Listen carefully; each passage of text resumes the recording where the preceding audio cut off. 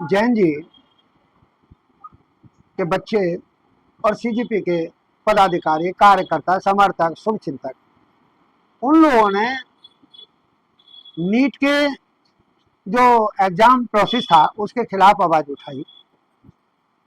तो चूंकि सरकार यहाँ पर अपने भविष्य के विषय में सोचने, समझने, जानने के लिए कि नीट एग्जाम क्या है, ये हुआ क्या है, क्यों हुआ है, कैसे हुआ है, उसकी जानकारी हासिल करने के लिए बच्चे वहां जाएंगे जरूर। तो इन्होंने ऑर्डर पास कर दिया। ये दोहरी मानसिकता है, दोहरा मापदंड है कि वह कावड़ के लिए भेज दिया, छुट्टी कर दी। क्यों कर दी? कि वहां जाने वाले बच्चे अधिकतर उसी समाज के हैं जो समाज का अभी तक पूर्णतः विकास नहीं हो पाया है किसी भी तरीके से, न शिक्षा के क्षेत्र में, न सम्मान के क्षेत्र में, न स्वाभिमान के क्षेत्र में।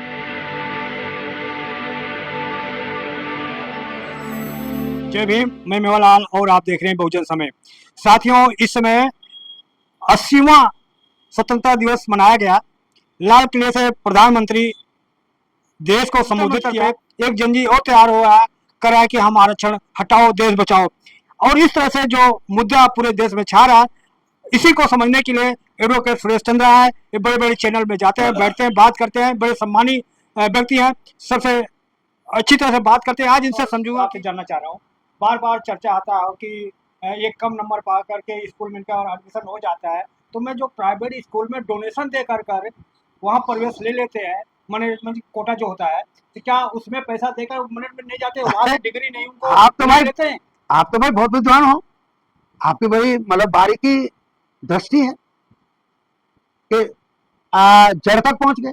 अभी नीट हुआ, कैंसिल हुआ, दोबारा एग्जाम हुआ, नीट की मेरिट बनी, जिनका मेरिट में नंबर आ गया, किसी को सरकारी स्कूल मिल गया, सरकार की मान्यता प्राप्त मिल गया, मेरिट का था। लेकिन जिनका नंबर नहीं आया मेरिट में, जो आजकल का रेट सुनने में आता है, प्रूफ नहीं है इस बात का, सुनने में आता है, जानते सब बुरा सोच भी सकते हैं कि आदमी क्या बात कर रहा है। 80 लाख रुपया, 1 करोड़, 1.25 करोड़, 1.5 करोड़ रुपया क्षमता के अनुसार मैनेजमेंट कोटे से एडमिशन हो जाता है। तो जो नीट पार नहीं कर पाया, पैसे के आधार पर उसका एमबीबीएस में एडमिशन हो गया। मेरे ललुआ के पास तो नहीं है इतने पैसे, जिसका मेरिट में नंबर आ गया उसका एडमिशन हो गया। नहीं तो पैसे के आधार पर हमें उदाहरण दे दें कि भाई रामलाल के लड़के ने पैसे से सीट खरीद करके जाता है कि कम नंबर पाकर के डॉक्टर बन जाते हैं कोटे से, लेकिन क्या जो प्राइवेट स्कूलों में डोनेशन दे करके वहाँ डॉक्टर नहीं बन जाते? मैंने वही तो बात कही है। आप उस बात को दोबारा कहलवाना चाहते हैं कि भाई जो नीट पार नहीं कर पाया, तो इसका मतलब हुआ कि वो काबिल नहीं है, एडमिशन के काबिल नहीं है। लेकिन बाप दादे पर उनके परंपरागत उनके पास पैसा है, उस पैसे के आधार पर एक फेल आदमी, भाई जिसका मेरिट में नंबर नहीं आया तो वो तो फेल ही हो गया ना। तो वो फेलियर जो इसमें कैंडिडेट है, वो पैसे के आधार पर एडमिशन ले गया। तो वो सिद्धांत तो यही लागू हो गया जो अभी आपने कहा कि भाई वो फेल बंदा पैसे के आधार पर एडमिशन लेकर के डॉक्टर बन गया, तो फिर वो डॉक्टर वाली भी सर्टिफिकेट पे कहीं ना कहीं नकल वकल करा करके कुछ करके हाँ वो डॉक्टर बन गया। तो जब डॉक्टर बन गया तो उसके भी तो जो मरीज होंगे वो भी तो गड़बड़ कर देगा। तो ये जो तथ्य हैं जो दूसरे लोग बोलते हैं, सरुकाश के पास तो इतना पैसा नहीं है कि वो नीट में नंबर ना आए, जेई में नंबर ना आए और जाकर के कॉलेजों में पैसे के आधार पर एडमिशन। मैं आपसे जानना चाह रहा हूँ कि आप जैसे लोग ही तो समाज को सही दिशा दे पाएंगे। कि जैसे अभी कुछ दिन पहले ही कांवड़ यात्रा खत्म हुआ था, यही कांवड़ यात्रा रोड पर गए, कितना हुड़दंग मचाए, लेकिन जब मुसलमान रोड पर नमाज पढ़ रहे हैं तो योगी जी ने क्या कहा कि सड़क जो है नमाज पढ़ने का नहीं है, चलने का है। ये क्या ये सड़क पे जो हुड़दंग मचा रहे थे, ये क्या कर रहे थे? सब देखिएगा, इस क्षेत्र में परिभाषा का वो है कि कौन आदमी किस तरीके से किसी चीज को परिभाषित करते। आपके हिसाब से बिल्कुल जमावड़ा है। और हम लोग जो आपने कहा कि भाई आप लोग समाज को समझाते हैं अपने अध्ययन और ज्ञान के आधार पर, तो हम यही तो कहते हैं कि भाई कावड़ लेने हम तो गए, लेकिन क्या इस देश का प्रधानमंत्री का कोई नाते रिश्तेदार गया? तो कौला तो मोदी साहब का कोई नहीं है, बीवी का भी हमें अता पता नहीं है कहाँ पर है। तो माननीय मोदी साहब जो हमारे प्रधानमंत्री हैं देश के, भाई मैंने वोट कास्ट नहीं किया तो क्या है, वो हमारे प्रधानमंत्री तो है ना, जब देश के प्रधानमंत्री तो हमारे भी हैं, सम्मान के पात्र हैं। लेकिन जो मिनिस्टर हैं, जो चीफ मिनिस्टर हैं, मिनिस्टर स्टेट पर हैं, सर, मैं चाहे सेंटर पर हैं, सर, सुनिएगा, कानून की बात कर रहा हूँ, मैं कानून वही कह बताइए। रहा हूँ, वही तो मैं कह रहा हूँ कि जो कावड़ लेने चाहते हैं वही अपना अधिकार समझते हैं, लेकिन वो ये दिमाग क्यों नहीं लगाते हैं कि नेता लोगों के लड़के तो बाहर विदेश में पढ़ते हैं और कावड़ लेने हमें भेजते हैं कि मरो गिरो, तुम मरो गिरो। कईयों के बच्चे अभी तक लौट करके नहीं आए, अखबारों की खबर है। सवाल मेरा ये था सर कि जिस तरह से योगी कह रहे हैं कि हुड़दंग मचाने के लिए नहीं सर, नमाज पढ़ने तो नहीं है, मैंने तो ये कांवड़िए क्या हुड़दंग नहीं मैंने मचाते? मैंने मैंने वही तो कहा नहीं कहा करो कि आप, जो मंत्री संतरी बात जो करो आप। हाँ तो वही तो है ना, योगी जी भी तो मुख्यमंत्री हैं कि भाई कैसे परिभाषा कर लें, कैसे परिभाषित कर दें, क्यों नहीं है जमावड़ा, दो तरह का क्यों नहीं हो कानून जाए आप दोहरा, नहीं बिल्कुल आप ठीक कह रहे हैं, दोहरा कानून कि भाई अगर इस्लाम मत वाले लोग कहीं जगह देखिए वहां पर कोई ट्रैफिक नहीं आ जा रहा है और उस आदमी ने अकेले में, ये दो चार साथी हैं, उन्होंने नमाज की जो अदायगी है वो पूरी कर ली, केवल 5 मिनट के लिए, वो भी 5-7 मिनट के लिए, तो क्या नुकसान हुआ? ना तो कोई ट्रैफिक पर रुका, ना कोई जमीन का कुछ बिगड़ा कि भाई मेरे मुसलमान से कहीं जो मतलब टच करने से वो जमीन अपवित्र हो गई। लेकिन जो लोग पूरे नशे के माफिया हैं, भांग, धतूरा, अफीम, गांजा, शराब पी करके नशे में चलते हैं, किसी की गाड़ी में डंडा उठा के मार वो तो देते हैं, शंकर जी प्रसाद किसी है के सर। ना शिव को जब जेनुअन शिव को आप पढ़ोगे तो शिव नशेड़ी नहीं थे, शिव नशेड़ी नहीं थे, ये तो इन्हीं जो बाहर से आए मध्य एशिया के यूरोशिया प्रांत से जो आर्यन लोग आए, उन्होंने गौरी को ब्याह करके उनके साथ और वो करके कि कहाँ यहाँ राजकाज में लगे हो, चलो उधर ले चलते हैं, और ले गई पहाड़ों पर और उनको नशेड़ी बना दिया। मेरा शिव नशेड़ी नहीं थे। जी सर, मैं अगला सवाल ले रहा हूँ सर।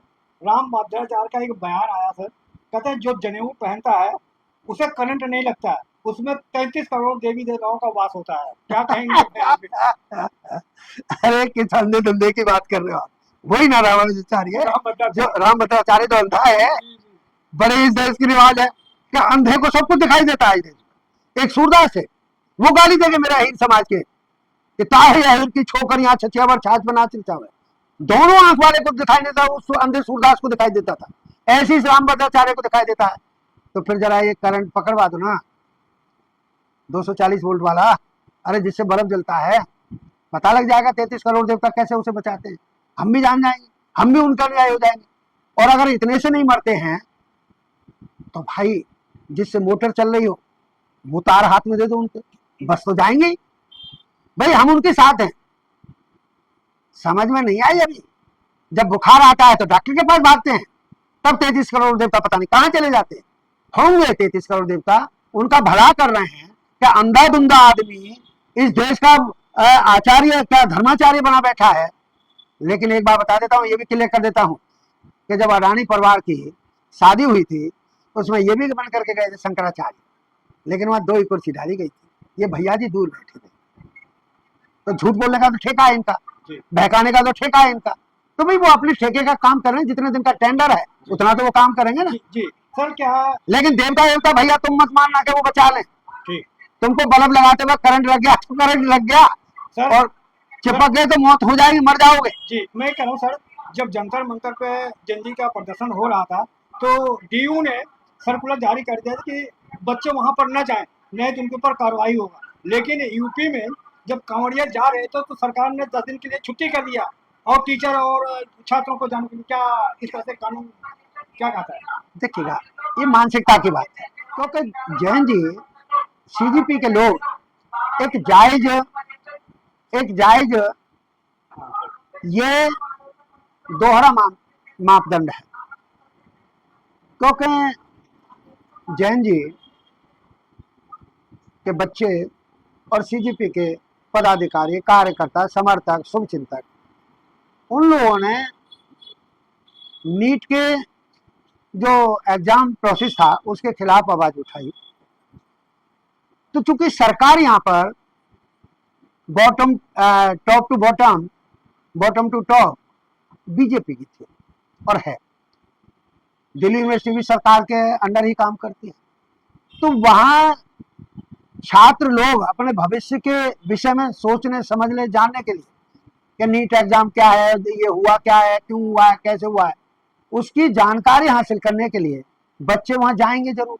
तो इन्होंने ऑर्डर पास कर दिया। ये दोहरी मानसिकता है, दोहरा मापदंड है कि वहां कावड़ के लिए भेज दिया, छुट्टी कर दी। क्यों कर दी? कि वहां जाने वाले बच्चे अधिकतर उसी समाज के हैं जो समाज का अभी तक पूर्णतः विकास नहीं हो पाया है किसी भी तरीके से, न शिक्षा के क्षेत्र में, न सम्मान के क्षेत्र में, न स्वाभिमान के क्षेत्र में। तो वो पढ़ लिख न जाए, 10 दिन के लिए जो स्कूल बंद किए, छुट्टी कर दी, या और सुविधाएं देना चाहा उनको कि भाई तुम जाओ वहां, हमारे बच्चे विदेशों में पढ़ेंगे, पब्लिक स्कूलों में पढ़ेंगे, तुम अज्ञान रह जाओगे तो वोट तो फिर हम ही को कास्ट करोगे ना, तुम अपना नेता नहीं तैयार करोगे, इसलिए तुम जाओ वहां पर। और इतना ही नहीं है, संभव है जानकारी में हो अथवा ना हो, अखबारों में तो है। क्या है कि एक शिविर लगाने वाले को 15 लाख रुपए सरकार से मिले हैं। कैसा अखबार में? जब 15 लाख मिले हैं, ये भी बड़ा घोटाला निकलेगा, आज नहीं तो कल, कल नहीं तो परसों, कि जो 15 लाख रुपए शिविर के लिए दिए गए कि भाई जो कांवड़िया आएंगे उनके खान पीन, बैठने उठने की व्यवस्था, दवा दारू सबका जो मतलब है, दवा दारू चूंकि शब्द है, दारू का यहाँ कोई अर्थ और दूसरा न लगा, मैं चूंकि वकील आदमी इसलिए पहले स्पष्टीकरण दे रहा हूँ, लेकिन दवा दारू एक शब्द बोला जाता है किसी दुख तकलीफ में का निवारण के लिए। तो उसके लिए जो 15 लाख का योगदान दिल्ली सरकार ने दिया, लेकिन उस कैंप का खर्चा तो क्षेत्रीय आधार के जो दानी लोग हैं, धार्मिक प्रवृत्ति के लोग हैं, उन्होंने, किसी ने केला लाया, किसी ने चाय की व्यवस्था की, किसी ने दूध की व्यवस्था की, किसी ने डीजे की व्यवस्था की, तो किसी ने माइक की व्यवस्था की, और खाने की खाद्य सामग्री ला करके दे दी। तो फिर वो 15 लाख तो खर्च नहीं हुआ, टेंट किसी ने लगवा दिया। फिर वो 15 लाख का क्या होगा? तभी मैंने कहा कि आज नहीं तो कल, कल नहीं तो परसों इसमें बहुत बड़ा भ्रष्टाचार का मामला जनता के सामने आएगा कि 15 लाख रुपए दिल्ली सरकार ने दिए और उसका खर्चा पूरा कर दिया क्षेत्रीय जनता ने, जिनको मैं विद्वान भी कह रहा हूँ, दानदाता भी कह रहा हूँ। केला ला, दूध ला, बिस्किट ला, चाय पत्ती ला, चाय बनवा करके ला, माइक ला, डीजे ला, कैंप लगवा, दरी बढ़िया से बढ़िया बिछोना ताकि उनकी थकावट दूर हो जाए। सर, तो ये बहुत बड़ा घोटाला और दोहरी मानसिकता से ही घोटाले हुआ करते। सर, इसी सिलसिले में और मैं आपको बताना चाह रहा हूँ कि सीतापुर और प्रयागराज में एक ऐसा वीडियो आया मिड डे मील में, पानी जैसा सब्जी और जली रोटी मिली है, और बहुत ये उसको कहा जाता है कि राम राज है या जंगल राज, क्या कहेंगे इसको? जंगल राज की परिभाषा में तो ये आएगा, लेकिन जैसा आप मुझे चौकन्ना करना चाहते हो तो ये राम राज्य की भी परिभाषा में नहीं आएगा, क्योंकि अगर मैं इसको राम राज्य की परिभाषा में करूं शामिल तो इसका मतलब राम राज्य में भी ऐसे ही होता होगा। लेकिन चूंकि वो मैंने देखा नहीं, न मेरे पुरखों ने देखा, ये वीडियो तो देखा होगा ना आपने? सब्जी वीडियो देखा है, तो उसमें ये जो भ्रष्टाचार, बेईमानी, हेरा फेरी, चीटिंग, उसी के आधार पर तो पैसा बचाया जा सकता है। भाई जो दाल 10 किलो आई, एक दिन के लिए 5 किलो का खर्च था तो 2 दिन चली, लेकिन वो दाल उन्होंने 20 दिन चला दी, तो पानी तो होगा ही। अब मान लीजिए उसको बच्चे या बच्चों के अभिभावक अगर इस आवाज को उठाते हैं तो उस बच्चे को बाहर कर देंगे स्कूल से, कोई ना कोई आरोप लगा करके शिक्षा से वंचित कर देंगे। तो लोग बाग इसको असहन करते हुए भी सहन कर जाते हैं, असहनीय होते हुए भी सहन कर जाते हैं, आंखें मूंद लेते हैं। और आपकी बात में जान है कि अपराध इसी तरीके से होते हैं, भ्रष्टाचार इसी तरीके से होता है। तो आप चिंतित ना हो, इसके लिए भी कोई ना कोई रास्ता निकलेगा। और रास्ता क्या निकलेगा? कोई ना कोई तो दिलदार होगा जो छापे डलवाएगा, माल को पकड़वाएगा, बेचेंगे वहां या जहां छिपा करके रखा होगा वहां। अभी जो हाल में चीनी 40 रुपए बिक रही थी, आज 40 रुपए बिक रही थी 10 दिन पहले, 60 तक आई, आज 80-90 का भाव बताते हैं। है कमाल है, चीनी कहाँ चली गई, इन्हीं 10 दिन में चली गई। लेकिन यहां पर भी घपला है, घोटाला है। हालांकि बताते हैं कि भाई सरकार ने ये कहा कि भाई छापे मारो, जिन्होंने अनावश्यक गोदाम बनाए हैं या भंडारण कर रखा है उनके माल को जब्त करिए। जी लास्ट सवाल सर, कहा जा रहा है कि मुसलमान जो है अगर संविधान को मान रहे हैं, संविधान की बात कर रहे हैं, तो जब तक मोदी है, मोदी के डर से मुसलमान संविधान की बात कर रहा है, संविधान हाथ में लेकर। आपका क्या मानना सर? नहीं देखिएगा, मेरा मानना तो बड़ा स्पष्ट है और उदाहरण भी देता हूँ जैसा मैं सुनता हूँ। आज इस देश में मेरे यादव वंश की राजनीति इस देश में धूल में रह गई है। अब यादव मेरा जाटव को रोक-टोक मारता रहे वो अलग बात है, विवेक का इस्तेमाल करे तो उनको आभास और एहसास हो जाएगा। इस देश में जाट वंश की राजनीति भी धूल में रड़ा दी गई है। हरियाणा में देख लीजिएगा, मेरे जो जाट वंश के लोग मुख्यमंत्री हुआ करते थे, दूर दूर तक नजर नहीं आ रहे हैं। अब जाट साहब लाट साहब बनकर के दलितों पर वहां रोक-टोक मारते रहे हरियाणा में, तो फिर वो उनकी मानसिकता है। लेकिन सोचने के लिए मजबूर हो। मुसलमान तो कुरान को मानते हैं सर। और मुसलमान मेरा आज इतना भयभीत हो गया है कि वो आपा बचाओ अभियान में लग गया है। ये जो बीजेपी की और आरएसएस की सरकार है, ये वो कर रही है। क्या सच्चाई है सर? मैं सच्चाई की बात बताता हूं आपको कि जो एक सिद्धांत है ना कि किसी को सरेआम तो बेइज्जत कर आओ, एकांत में उनको मान सम्मान दो, ओए हो यार गलती हो गई, माफी कर दो। तो ये लोग जो हैं उस मानसिकता के लोग वैसे तो मुसलमान को नकद रिश्तेदार बना रहे, आज की डेट में भी बना रहे, लेकिन सामूहिक रूप में मेरे मुसलमान का आज जिंदगी भी बचाओ अभियान में लग गया है। तो ये जो माहौल क्रिएट हुआ इस देश में, ये बड़ा विचित्र है। अगर इसमें बदलाव आ जाए तो आप भी प्रयास करो। हम भी सवाल मेरा तो क्या, जो संविधान की बात कर रहे हैं मुसलमान, तो क्या मोदी के डर से कर रहे हैं? उनका तो आस्था कुरान से है। ऐसा नहीं है, वहां पर भी एक समाज का एक वर्ग है जो अशिक्षित है, अनपढ़ है, वे ज्यादा बात करते हैं इसकी। और जो मेरा विद्वान तबका है वो पाके कुरान की भी बात करता है, लेकिन वो अंधविश्वास और पाखंड में नहीं फंसता है। वो अफवाह है ये, वो जो है हर क्षेत्र में इस्लाम, इस्लाम मत और इस्लामिक समाज, उसके विकास की बात और कल्याण की बात सोचता है। मैं ये मान लेता हूं कि पहले जो अल्पसंख्यक समाज के मंत्री रहे तो इस्लाम धर्म के, तो ये अफवाह है सर? नहीं, अफवाह नहीं है, भय तो कह सकते हो, जबकि ये भय नहीं होना चाहिए। तो भाई संविधान तो सर्वोपरि है। अरे तो सबर में तो खुद कई बार कर रहा है कि हम संविधान को नहीं मानते। कौन कहता है? कई आया सबर के हम संविधान को नहीं मानते, मनुष्य को मानते हैं। हाँ तो ऐसे ही सवर्ण उधर भी तो है ना जी, गए कहां से? मुसलमान है कौन? सुनना चाहोगे? इस हिंदू मत की कई वर्ग ऐसे हैं, जैसे मेरा ब्राह्मण वंश है, अगर उसने इस्लाम धर्म अपनाया है तो वहां जाकर के मौलवी बना है, अगर उसने ईसाई धर्म अपनाया है तो वहां जाकर के पादरी बना है, अगर उसने सिख धर्म अपनाया है तो वहां जाकर मुख्य ग्रंथी बना है। मुख्य नहीं छोड़ते हैं। ऐसे ही का मामला है, ऐसे ही मेरा जो क्षत्रिय वंश है, अगर उसने इस्लाम वहां पर धर्म अपनाया है, कारण कोई भी हो, इतिहास कोई भी हो, वो जाने, कुर्सी का मामला है, तो वहां पर पठान बने हैं, मूछ वाले पठान बने। अरे सर कुर्सी का मामला बनिया ने अगर बना तब्दील किया है तो वहां जाकर के शेख बना है साहब। इसलिए ये समय समय के हालात और परिस्थितियां इस देश में रही हैं, आज भी हैं।